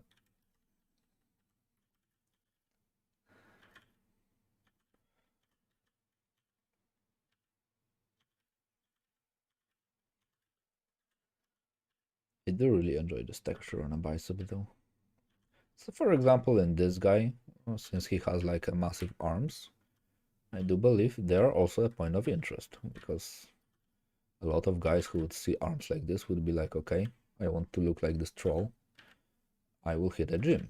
So it's a really rational type of a thinking.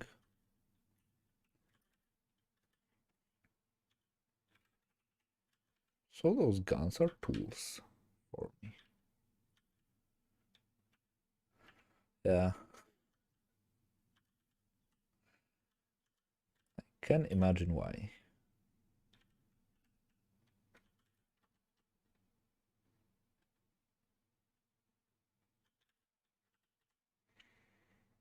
Yeah, and like kill hit proves that you can look even better than a jacked up like troll. So yeah, you can have more developed muscles. But again, if this guy would hit a gym, I can imagine he would like outsize everyone.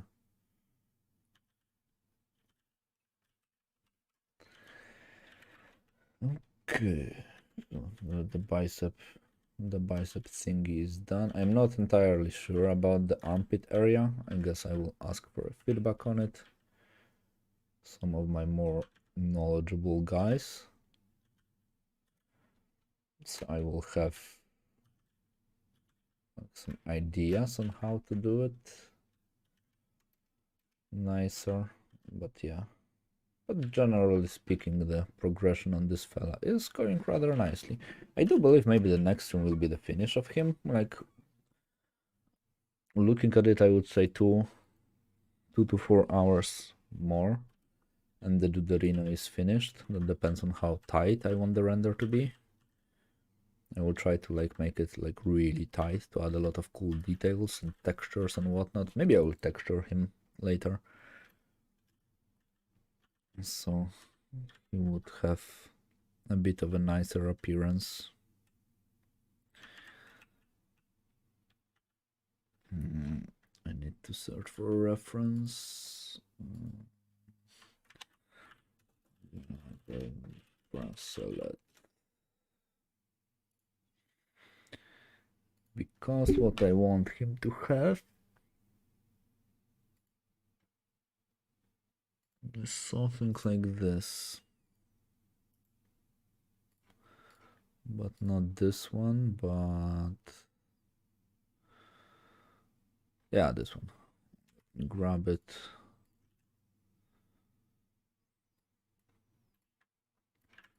Whoop. Then I will answer the question. Have him something like that. He is crazy. Like, I would say he is doing the same thing over and over again, but he mastered it to the point where, like, honestly, I don't care if someone is doing the same thing over and over again. I'm really impressed.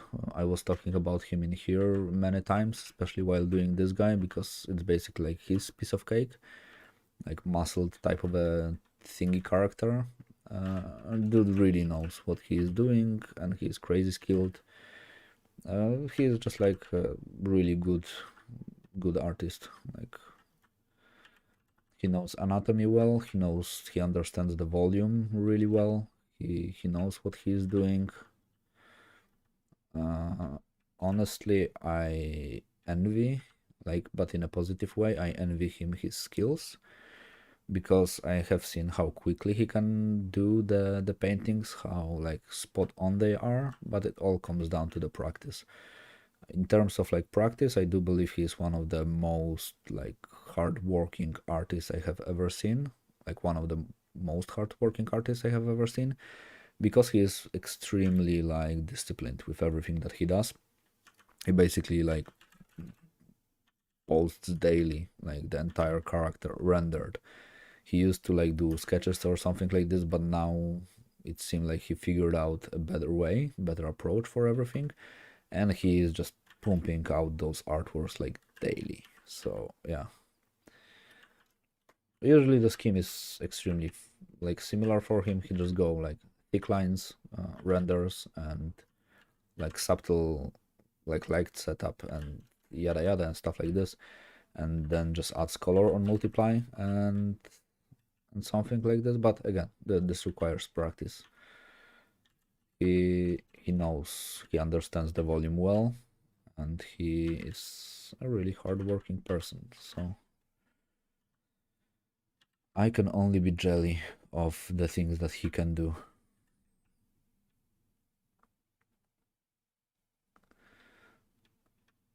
So yeah. But again, I still think it's nothing that cannot be achieved with hard work, and he is like a living proof of it. It's just like work hard, and it might take you like 10 times longer, but at some point you will get there. This is my general feeling about stuff like this. Of course, some things you won't like jump over, like a lot of people do believe that you only need to work hard to achieve something like this. I do believe a lot is just like genetically, like let's say, um, not justified, but missing a word again.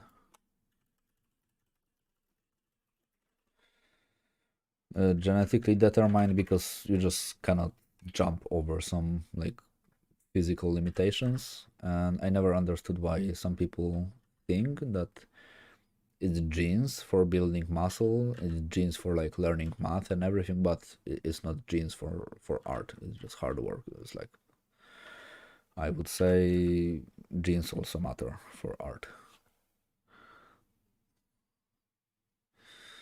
Yeah, if to what is in your opinion the easiest way to render the entire illustration?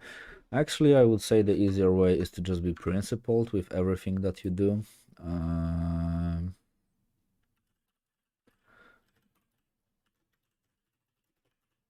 Station, let me show one thing.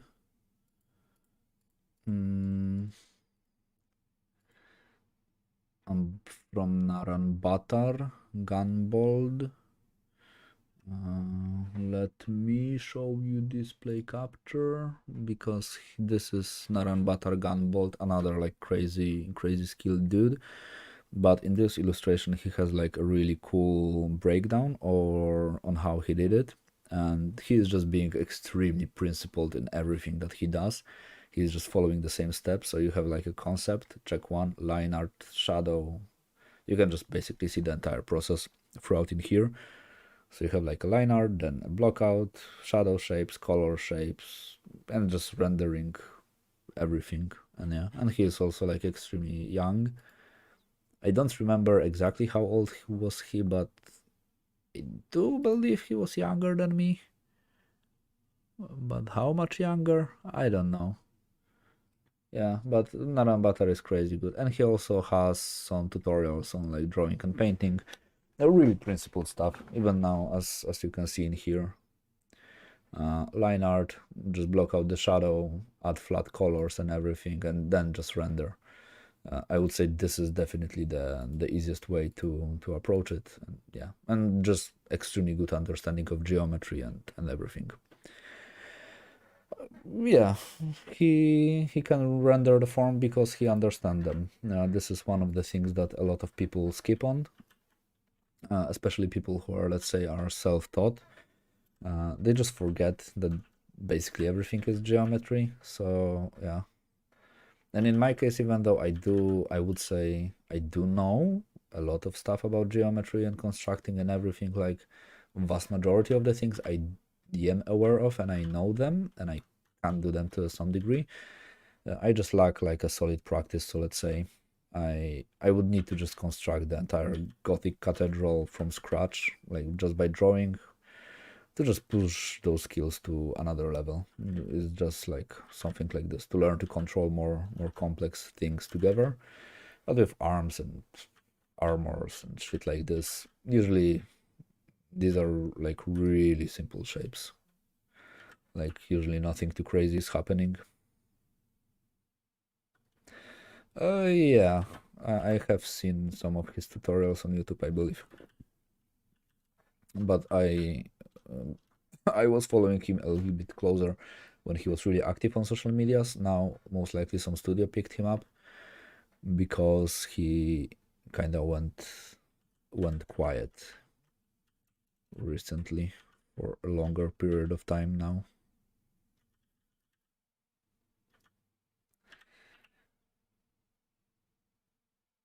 Yeah. Third bot, Voh, that fee, whatever it is. So yeah, thanks bots for like making the shares and everything. Yeah, but I do really enjoy his stuff because it's really principled. Actually, when I started to care more about my process, so like actually like trying to do things in order, it turned out I can do much more complex thing that I thought I can do. I was just like lacking the organization of a work because like to a degree I had a knowledge on how a thing should look like in real life, or like how it could be rendered, but I was just lacking the process that would allow me to navigate through it easily. And yeah, but I mean, it's a part of the experience. Like in my opinion, the tutorial on light and shadow from Sam Smith on Domestika was one of the best tutorials I have ever seen, even though it's like 2 hours long. I learned ton from it. It really unlocked a lot of the things in my brain and how to solve problems with light and shadow, because it like glued together the info I had in mind but couldn't glue it together for myself. So yeah.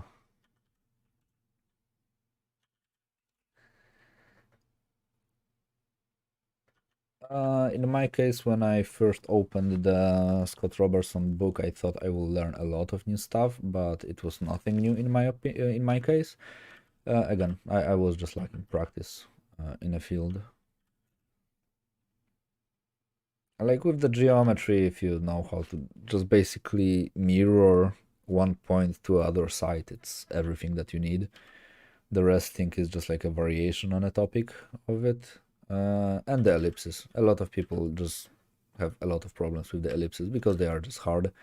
And it's a bit more abstract to understand them correctly, especially if you go into like 3-point perspective and if you will go with a different lens lengths where the ellipses actually like start to rotate and distort in perspective, then shit gets a bit hard. But if there is something that I can see even professionals sometimes mess up from time to time, usually is the ellipses, because they do have all the 3D and everything, but you can see that even though someone can make like a beautiful painting, they do have some like holes in knowledge in terms of like ellipses. Not that it matter that much. It's not like making the entire artwork look bad, but it can be like easily improved without any problems. Oh yeah, sometimes you just have to see how someone draws. This is like, as I said many times, one of the reasons why I do the live streams, because like hopefully you can learn something just by looking, watching at it. In my case, the most like eye-opening stuff is just like looking how someone does something that I think is like a magic, and it's usually as basic as, yeah, you just take it and you just draw it, and yeah, end of the story. You just do it and it will look okay. And I'm always kind of pissed about stuff like this happening because I'm like, give me my magic method. I want to learn magic. I don't want to like this just do it bullshit, but this is how it is, unfortunately. For vast majority of the time. Just like sit on your ass, you do it, you put like time into it, and it will look okay. And the time is another factor that is extremely important. I was really feeling that I am stuck for a really long period of time with my skills. Turns out I was not stuck, I was just missing time. I was not like willing to spend, let's say, 20 hours on a piece. I was always like limiting myself to like 8 hours. And when I actually started to spend more time on everything that I do, like the quality goes up drastically. Because I felt I was stuck. Fortunately, not as a step bro stuck, but I felt I was stuck, and it turns out I was progressing, but with my speed. So something that previously took me like, let's say, 16 hours, now it takes me 8 hours. But for a really long period of time, because of the commissions I had, I was like usually finishing a lot of illustrations in a like time span of 8 hours.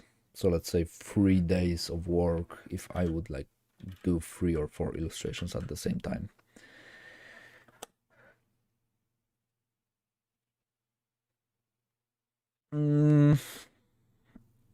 I would say it's like at the beginning, I would say it's much better to be like extremely precise to a point where you kinda even try to reach for perfection but it's also like not a good thing. But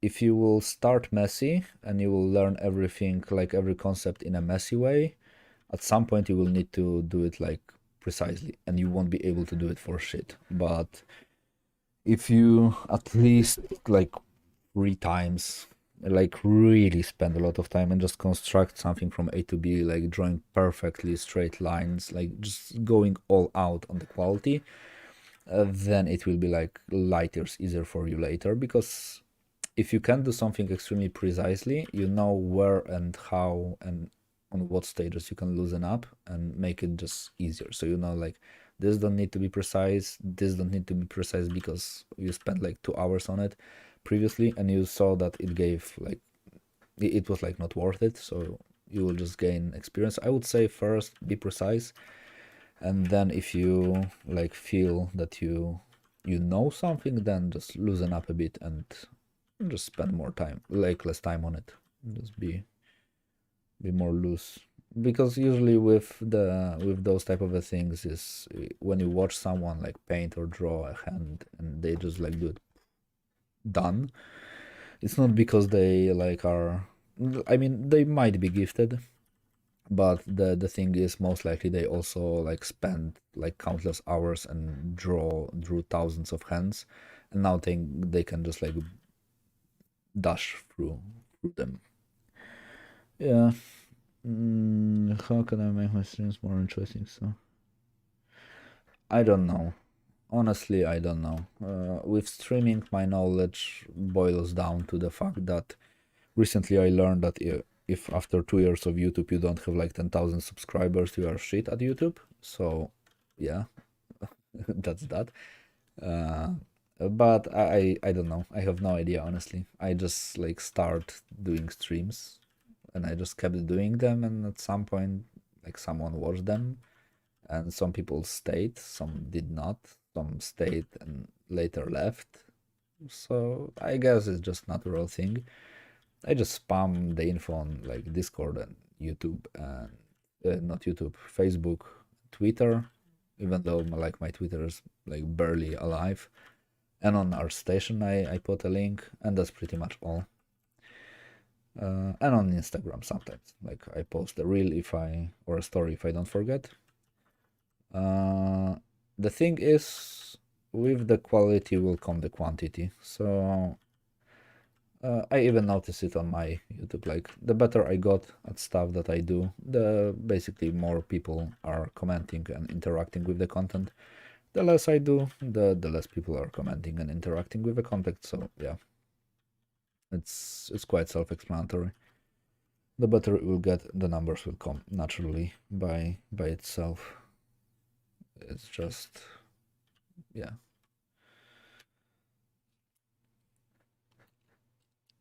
Mm, yeah, you see, this is the way how you get it. You just like it does happen naturally. Nah, like I remember back in the days there was like this biased thinking that you shouldn't really post if you are like, let's say, not good, but on the other hand, when you can be considered good. And really back in the days when I was just starting out, people were saying like, don't like post if you when you are like not feeling like professional or something like this, because then people will associate you and your content with like being mediocre artist, and you will only get mediocre clients and something like this. And I got kind of intimidated by it and was not posting for a really long period of time. Now I think like, fuck this, if you did something, just post it. Even if no one will like it, it will be out there, and it still is a chance that someone at some point somewhere will see it and will hire you because of this, because they just liked it. And in my case it happened many times that someone like saw my piece from like, I don't know, 10 years ago, and they are like, yo, we want to buy licenses for those pieces, can you sell them to us? And all of a sudden, after like 5 years, I managed to earn like quite a good amount of money on extremely old artworks. So because they were just okay for the project that they had, and they just needed the things to be done ASAP. So I would say just upload stuff. But the important part is don't upload like everything. I was guilty of it, just like uploading like thing that I am obliged to upload shit that I did a study of an arm. I need to post it so that people will see that I am like studying that I am the artist that is studying. Now I am like, yo, I did a painting of this like Black Knight longest time ago. I kind of want to animate it, but I don't really have time for it, nor the will to start animating it, so it's just sitting on a disk, even though I still think it's like one of my best artworks. So yeah, it's just at some point, yeah, I'll just upload your stuff and just let it live really around the web. Yeah, yeah, exactly. Yeah, that's right. This is also what I really often hear from people, that they like my artwork because they have this like vibe to them, and I'm like, maybe, I don't know. Uh, and honestly, sometimes when someone tells me that my artworks are great, I'm like, mm-hmm. I have no idea why, but again, as far as I know, it's almost impossible to like to say positive stuff on your artworks and everything. So yeah, it's like hard to understand how someone might like something that you have done. So yeah, like I mean, I can see the progression that I made, that I'm getting better at this, but I will never understand it, how it happens, or why it happens, or why people like those stuff. It's just it boils down to the fact that I just do what I like.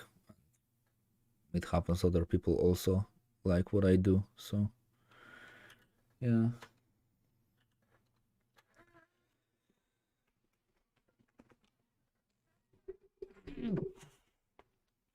Dunning-Kruger effect. Yeah, I might read about it later, because I remember I heard this name like once, but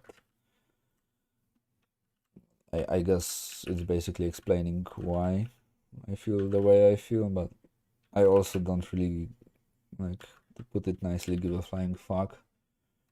Well, this way, like, I do believe I have this like behind me, like the stage of not understanding basically like evolved into just not giving a shit about it and just enjoying myself more. It's just the more I enjoy myself, or painting or drawing, the better drawings turn out to be. Yeah, and also this was like the biggest thing for me, discovering that if I enjoy what I do and don't feel obliged to anything, that then the paintings are better. Because if I would stress that, oh my god, people are watching, I need to make this painting the best as I can, no way it will like be like even close to where it is right now. Like it requires me to not care to a really high degree to be able to like enjoy it. Okay, I will hide the references, and I guess it will be over for today because it's over 2 hours, and I need to go back to work for like a while, for like an hour, because I need to wake up early tomorrow. So on the progression, this is where we are, this is where we were. So basically almost the entire body. Like basically we focused on like this thicker line, this area. It's pretty much where we improved most. And some hair. Yeah, I guess 2 more streams and the Duderino will be ready, and then I will do the background. So yeah, this is everything. So like a subscribe or whatever. If you can, just comment on the video, not in the chat, but on the video, like in the comments. Like, I don't know, write whatever that you enjoyed it, because it helps. And also I heard that if I say it out loud that I ask you for a comment, then it will work. It's like a basic psychology. Or I could say don't comment, reverse psychology. So yeah. So yeah, have a good day or night or whatever. To the next time.